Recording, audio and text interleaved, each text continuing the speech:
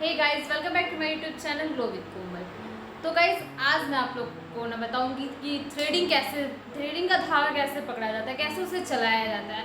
Parlour में ना सबसे बेस्ट होता है थ्रेडिंग। अगर आप थ्रेडिंग नहीं जानते हो ना तो पार्लर में कुछ नहीं जानते हो आप। आपको सबसे ज़्यादा बेस्ट है, अगर आपको पार्लर से चलाना है तो आपको थ्रेडिंग बनाना जानना बहुत ज़रूरी है। आपका थ्रेडिंग बेस्ट होना बहुत ज़रूरी है। अगर आपका थ्रेडिंग बेस्ट नहीं है तो आप पार्लर ना खोलें, मैं ये सजेस्ट करूँगी। अगर आपका थ्रेडिंग बहुत बेस्ट है ना तो आप पार्लर ज़रूर खोलें। सबसे बेस्ट होता है आपको, अगर आप चाह रही हैं ना कि मेरा पार्लर चले बहुत आगे तक, तो आपको थ्रेडिंग सबसे सबसे ज़्यादा बेस्ट है। तो उसे कैसे पकड़ना जाता है, वो बहुत ज़्यादा प्रैक्टिस करना पड़ता है। ऐसे नहीं है यूँ कल धागा आज धागा पकड़े और कल बस बनाना स्टार्ट करें, ऐसा कुछ नहीं होता गाइस। मुझे पर्सनली थ्रेडिंग सीखने में काफ़ी टाइम लगा था। तो उससे मैं थोड़ा सा तो डरती थी यार गाइस कि नहीं, मुझसे नहीं होगा ये, बहुत ज़्यादा डर लगता। तो फिर मैं जिनसे सीखी थी वो मुझे हिम्मत देती थी कि करो करो, कुछ नहीं होगा, कुछ नहीं होगा, नहीं प्रॉब्लम होगा। फिर धीरे धीरे धीरे धीरे करती गई तो आज काफ़ी अच्छा हो गया। पहले मुझे बहुत टाइम भी लगता था थ्रेडिंग बनाने, अब जल्दी बना लेती हूँ। तो वह क्या होता है ना, थ्रेडिंग में क्या होता है कि अगर आप किनका आईब्रो ख़राब हो गया ना तो चेहरा पूरा फेस की लुक चेंज हो जाता है। तो इस कारण से आईब्रो को बहुत ही धीरे धीरे एकदम आराम से बनाया जाता है। आप जब भी आप पार्लर सीखे ना तो आईब्रो को एकदम स्लोली स्लोली सीखे, एकदम हड़बड़ा के नहीं सीखे। तो इसलिए मैं सजेस्ट करूँगी, आज आपको ऑनलाइन बताऊँगी कि कैसे थ्रेडिंग करना चाहिए, कैसे चलाना चाहिए धागा, कैसे पकड़ना चाहिए। तो चलिए बताती हूँ। ये मैं धागा ली हूँ, ये 40 नंबर का होता है। आपको मार्केट में यही कलर मिलेगा, एक वाइट मिलेंगे।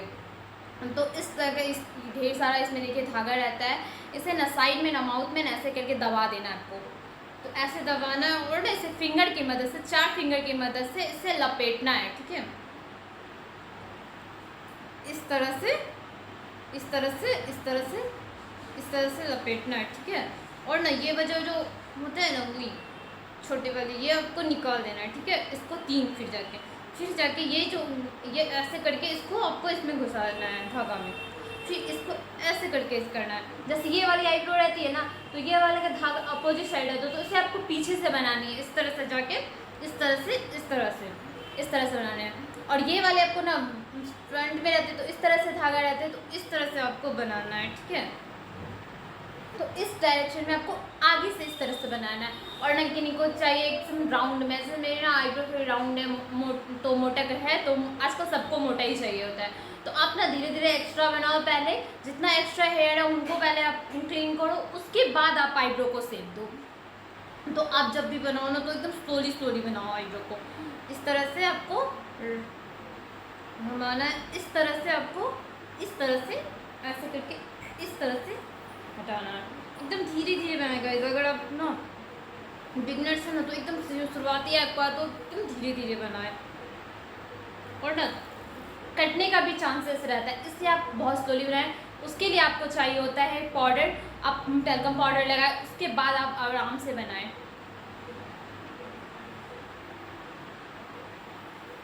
इस तरह से आपको करना है। मैं भी आपको ना हैंड में करके दिखा रही हूँ। हैंड में ना हेयर जो होते हैं ना अपोजिट साइड होते हैं सारे, तो उसको कैसे रिमूव करते हैं ये आपको प्रैक्टिस हैंड पे ही करना है। आपको 2 से 5 से तो आपको 5 से 6 दिन धागा को प्रैक्टिस करना है। उसके बाद आपको फॉरहेड करना है, आईब्रो भी नहीं गाइस, फॉरहेड पे आपको। अगर आप जिनके साथ सीख रही हैं ना तो उस पे आप प्रैक्टिस करो, धागा को फॉरहेड पे चलाओ। पहले हैंड पे आप प्रैक्टिस करो, फिर उसके बाद जाके फॉरहेड को धीरे धीरे क्लीन करो। उसके बाद जाके आप आईब्रो को टच करो। उसके बाद जिनका एक्स्ट्रा बहुत ज़्यादा कम है ना उस पर, अगर जिनका बहुत ज़्यादा बड़ा हुआ उन पे नहीं, जिनका एक्स्ट्रा है आईब्रो उन पे प्रैक्टिस करो। तो चलिए मैं दिखाती हूँ कि हैंड पे आपको कैसे प्रैक्टिस करना है। तो उसके लिए आपको लेना है पाउडर, टेल्कम पाउडर। हैंड पे आप ऐसे भी कर सकते हो, बट फॉरहेड पे आप जब भी करो ना प्रैक्टिस तो पाउडर लगा के करो, ठीक है। उसके बाद जैसे मैं बताऊँगी ना, साइड में माउथ में आपको धागा को लेना है, उससे लपेटना है उंगली में। उसके बाद देखो ऐसे करके गाइस इसे ना बैठाना है। सबसे पहले आपको धागा को अच्छे से बैठाना है। इस तरह से आपको, इस तरह से, इस तरह से क्या, इस तरह से ऐसे फेस को घुमाना है, इस तरह से उठाना है, इस तरह से एकदम स्लोली स्लोली करना है ताकि पेन ना हो। इस तरह से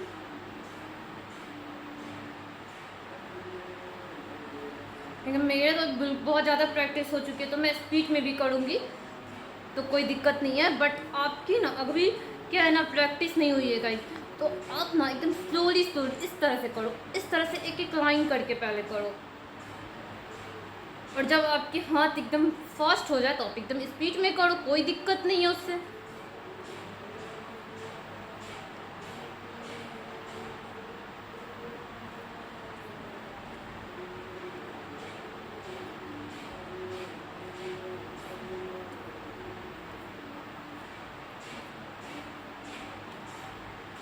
देखो आप देख सकते हो यहाँ पे पूरा क्लीन हो चुका है हेयर, देखो कितना क्लीन हो चुका है। तो इस तरह से आप, ऐसा नहीं है कि हाँ अब धागा से ही आपको वैक्सिंग करना है, ऐसा भी मत करना आपका। तो आपको बस प्रैक्टिस करना है और कुछ नहीं। तो इसी तरह से आप धागा को प्रैक्टिस करें, और मैं आपको आगे बताऊंगी कि आपको थ्रेडिंग कैसे बनाना है, किस तरह से बनाना है। तब तक में आप धागा से प्रैक्टिस करो। आगे आपको नेक्स्ट वीडियो में मिलते हैं कि आईब्रो कैसे बनाया जाता है।